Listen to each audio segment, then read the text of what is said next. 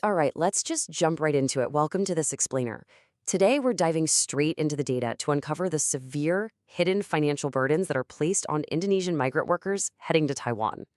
You know, if you've ever wondered how global labor migration actually works on paper versus how it functions in reality, the numbers we're about to look at tell an incredibly eye-opening story.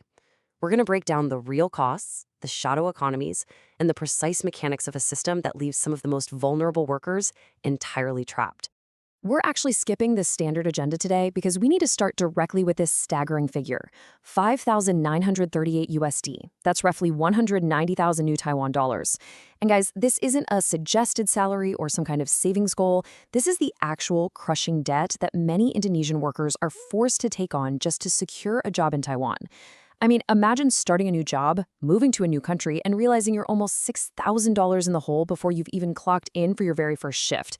It's a massive number. And to understand exactly how we get here, we really need to break down the rules versus the reality. So let's start with Section 1, the legal cost baseline. To really grasp just how shocking that nearly $6,000 debt truly is, we first have to look at what the legal cost of migration is actually supposed to be according to the law.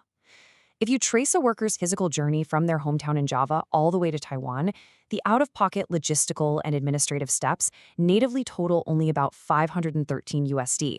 We're talking about all the basic necessities for international work: getting medical checks, securing a police record or certificate of good conduct, getting the visa, buying insurance, paying for local transit to major hubs like Surabaya or Jakarta, and finally purchasing that one-way flight to Taiwan. You add all of these official requirements up, and it comes to roughly $513. Now, to complete that legal picture, if we take that $513 in logistics and add it to the mandatory broker service fee, we get our baseline. By law, that broker fee is capped by the Indonesian government. It's set at exactly 1 month of the worker's Taiwanese salary. Looking ahead to the 2026 standards, that salary is 29,500 NTD, which converts to about 922 USD. So when you put these two costs together, the 513 for official logistics plus the 922 legal broker fee, the total legal expectation for a worker's upfront cost comes out to just 1,435 USD. That is what the paperwork says. That is what the law allows. Which brings us to Section 2, the shadow debt trap.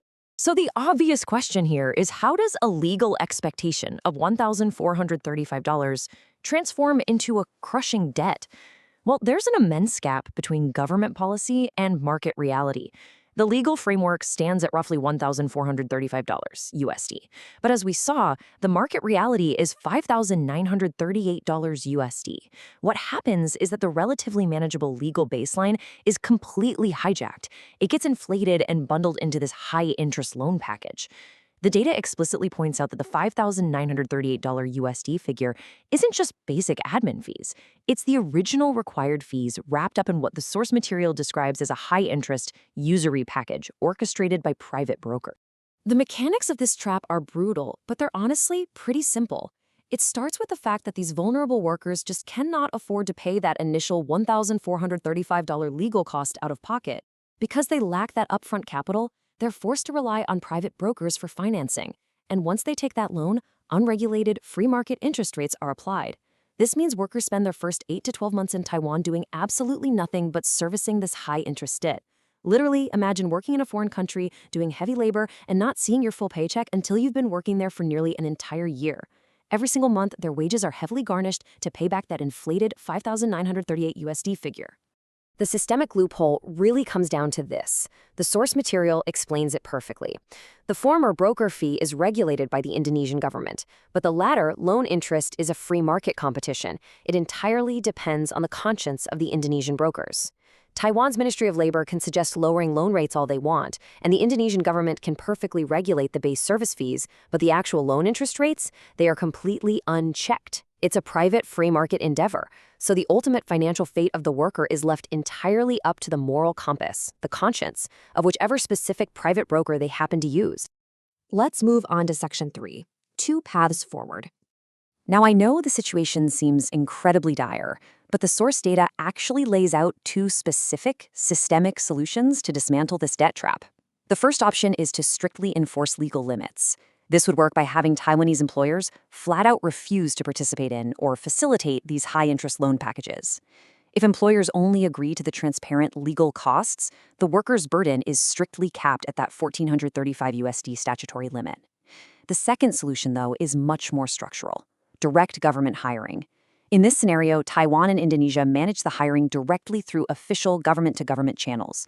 The impact here is massive. It bypasses private brokers entirely, which not only stops the high-interest loans, but also saves the worker the entire 922 USD mandatory broker fee we talked about earlier. I want to leave you all with this final, provocative thought to take away from this explainer. The solutions are clear on paper, but we have to ask ourselves, can a system survive if you cut off the broker's lucrative profits? The source material notes a pretty harsh reality. Cutting out these intermediaries and eliminating that $5,938 shadow debt threatens a massive, highly profitable underground economy. As the source text bluntly puts it, blocking someone's path to wealth is like killing their parents. So if governments and employers actually try to implement these necessary solutions, exactly how much pushback are they going to face? It's a profound question about the collision of human rights and entrenched market profits. Thank you so much for joining me on this deep dive into the data.